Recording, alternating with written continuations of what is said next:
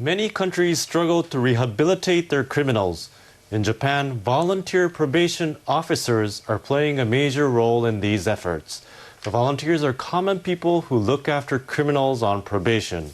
This kind of program originated in Japan and has attracted much attention. Other countries have already adopted it. Now efforts are being made to get more people to serve as volunteers. NHK World's Genga Tamura has the story.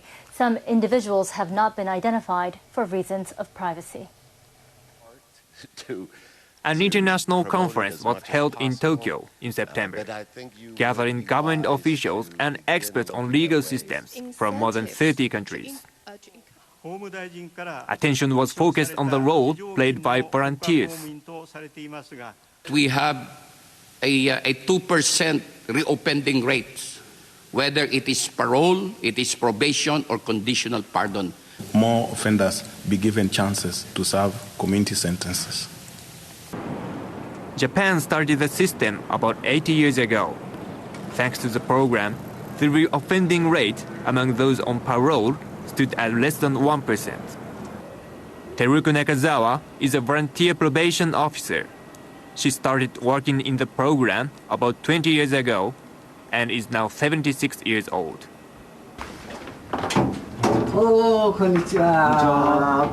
A man in his 30s who was released from prison on parole 2 days before visited her. Nakazawa is now looking after 5 people on probation. She interviews each of them twice a month and reports back to the local probation office. Before leaving prison on parole, the man pledged his strong resolve not to reoffend.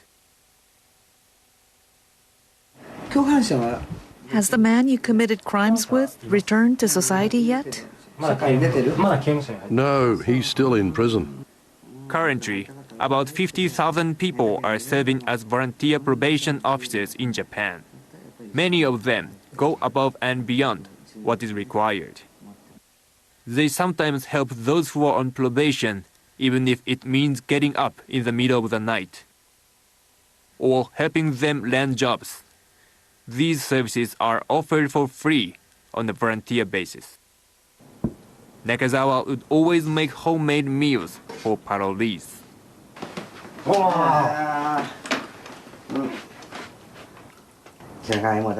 This is full of my love. I was a criminal. I used to betray people. But now, this meal brings home to me how happy I feel being accepted by someone. But the system now faces a shortage of volunteers. More than 80% of them are now in their 60s or older. It is feared that the number could be reduced by 50% in 10 years. It's really consuming work in terms of both time and labor. Having said that, it's rewarding, and I feel satisfaction from looking after them. There is a country that was also facing a shortage of volunteers and found a solution: the Philippines. With correctional facilities reaching capacity in the early 2000s, criminals now need to be rehabilitated within society. The Philippines succeeded in recruiting enough people to re-establish its volunteer probation officer system. The key is the various activities which are open to the communities. Group activities where parolees, volunteers, and local residents interact have been introduced. A sporting event was held in the suburbs of Manila. Local residents, parolees, and volunteer probation officers all took part. Various activities such as sporting events and neighborhood cleaning were introduced in order to help criminals readjust to society. One of the volunteers, Edilberto Vilay, found it difficult to deal criminals one-on-one. He believes that group programs not only help rehabilitate parolees, but also reduces the burden on volunteers. It's difficult to look after them by myself. Under the current system, officers can cooperate with one another. VPA is recruiting volunteer probation officers from local residents. Volunteer probation officers and 20 parolees took part in farming activities on this day. A couple of women showed an interest in becoming volunteers. Volunteers like yourself who take care of 4 parolees. How often do you visit each of them? Once or twice a month, but more often if it's necessary. But it's a very rewarding role. I learned that being a volunteer probation officer is an important job. I hope that more people will participate and work together to help rehabilitate criminals. Thanks to invitations from volunteer officers and promotional campaigns by the government, the number of volunteers grew from 200 to more than 10,000 over 10 years. We have these activities in the public to be able for them also to see the efforts of the other volunteer probation assistants. Also, as I mentioned, to entice other people also to join us. Joining us in the studio is NHK World's Genga Tamura, who reported on the story. Thank you for coming in. Yep. So why do you think some countries adapted the system that relies on volunteers? Well, currently 6 countries, including the Philippines, have a similar system as Japan. In these countries, many volunteer probation officers are residents of communities where those on probation live.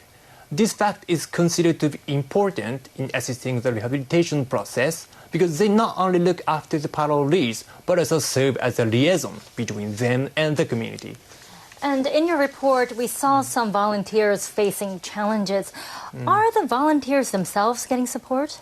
Well, Japan's Justice Ministry surveyed volunteer probation officers, and many said they have great concern about communicating with criminals. And to alleviate such concerns, the government opened support centers across the nation. Volunteer probation officers can gather at such centers and share their problems. Efforts are also underway to learn from practices abroad. And the volunteer officers, are their roles expanding? Well, I think yes. At an international conference held in Tokyo, many countries reported the fact that the role of volunteer officers is expanding. For example, in the Philippines, the officers sometimes mitigate dialogue between criminals and their victims to make the offenders realize the seriousness of their crimes. And Singapore has increased the number of volunteer officers with medical expertise so that they can give other volunteers advice in handling people with a history of drug dependence. And many Japanese volunteer officers also took part in the conference, and they said they can learn from lessons learned by other countries. So I hope the dialogue among these countries will lead to the development of a better system for rehabilitating criminals. Thank you, Kinga.